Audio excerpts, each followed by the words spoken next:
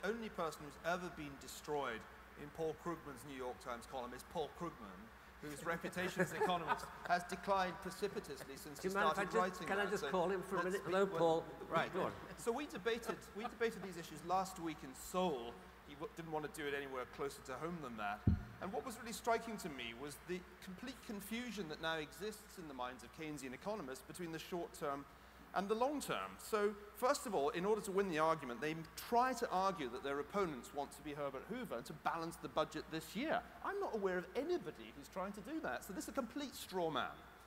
The second point is that we think, and I say we, those of us who talk about radical fiscal reform, that we need to address those long-run issues in order to address the short-run problem of uncertainty. Now, that seems to me to be absolutely incontrovertible.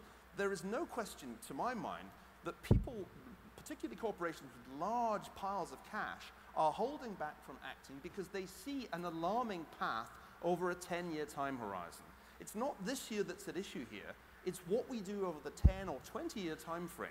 When I asked Paul Krugman about this, he said, well, that's not a problem. That's nothing to worry about, because that can be solved by simply reforming healthcare.